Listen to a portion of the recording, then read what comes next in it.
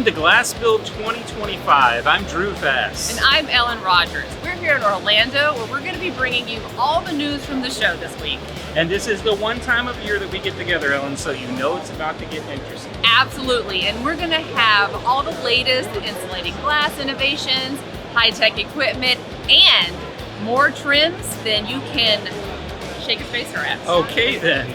From next-gen automation to fabrication, the future of glass is happening right here.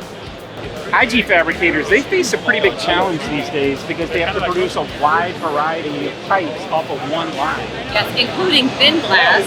You got to take a look at in the Erdman booth.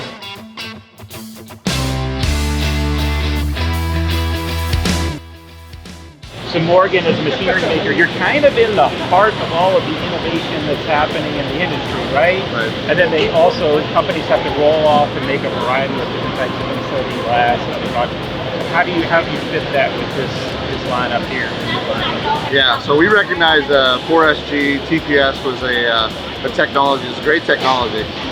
We felt that with the cohesive bond invention, we took a great technology and made it better. They have the ability to lock in now. We actually apply the TPS 4SG to both sides, both lights, increasing the bond line. Our original design also allowed for us to take the Corning thin glass, add a washer to our design, simply give our shuttle a new location for pickup, and bring it into our gas press, which we designed to have an offset so that a thin triple unit is actually created with a dual bond. Thin glass is completely encased in our secondary seal. So it was kind of a natural fit, luckily.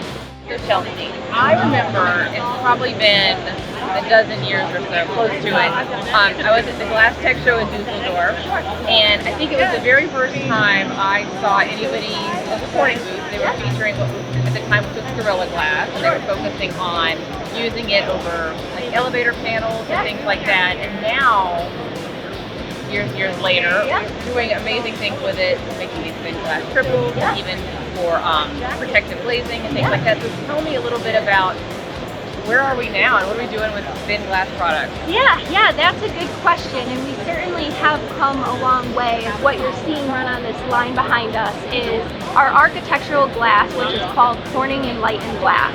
And we're using it in two primary applications today for this market. The first one is going to be advanced triples and quads. And the value prop of Enlightened Glass is you're going to see a significant improvement in thermal performance versus incumbent windows, but you're not going to have all of the additional weight.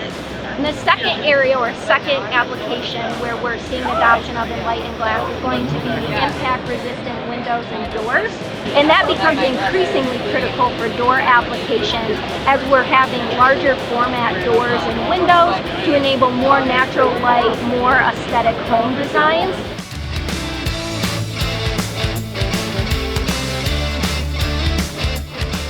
So Mike, one of the things that we're hearing a lot about on the floor is the need to be flexible with your production line. So companies need to produce all sorts of types of IG these days, right? Yes. How do you solve that solution though and keep the line going so they don't have to shut down and change? So with our system, we feel strongly that triple panes are going to continue to grow in the marketplace.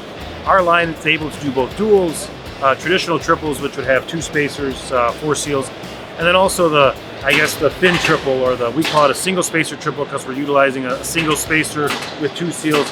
And so our line has the capability of doing all three of those products. This gives people the flexibility to go back and forth between different products, because I don't feel that triple panes are going to go from 0 to 100 overnight, but as that growth becomes more and more, our line allows them to grow with that.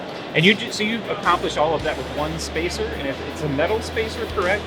What we have here is it's two pieces of very thin stainless steel joined by pieces of nylon. What we do for the slit triple, which you see here, is we actually have an inline laser that slices the inside ply of stainless steel, and that allows the center line of glass to be seated within the IG. All right, Drew, I got a joke for you. Oh, you do? Yes. All right. Why can't the windows ever get promoted? I don't know. Because they're always being framed. Good one, Ellen. Yeah. And speaking of windows, Quanex took a whole house approach to their booth this year. They did, so I think we should go get a tour. Yeah.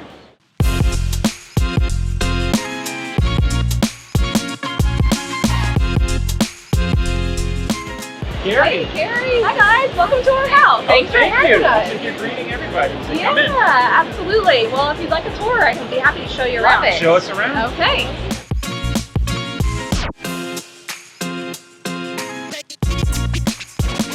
Let's start with our door product. All right. So Angie, I see one thing I recognize here, but what about this? So this is our newest offering in our sliding door visual hardware. So as you can see, it's our contemporary handle to align with the trends that are continuing to be asked for as far as contemporary designs. With the squared off edges and really fitting again with that contemporary look, and of course black.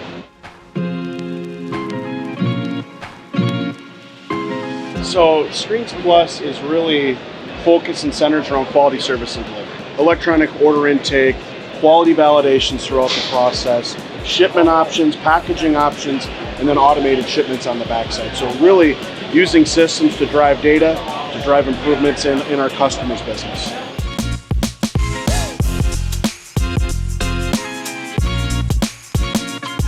Quanex great room, right? Yes. All right.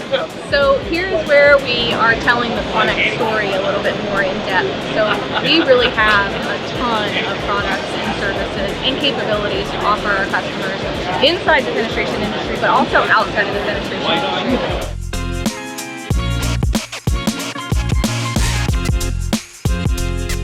So over here we have our airflow area, and this is for our spacer application. So this is just an easy setup that customers can use to actually make their own IDs. You don't need a huge space to do that. Well, this has been quite a spread. Yeah, well, Thank you for showing us around. You have quite a home here. Thank you. Thanks for stopping by. So that's it for GlassBuild today, but stay tuned for more coverage this week. That's right, because we've got the latest innovations to show you and the trends that are shaping the industry, so keep watching. And if you're here at the show, come see us in booth 30092. And follow us on social media. Thanks for watching.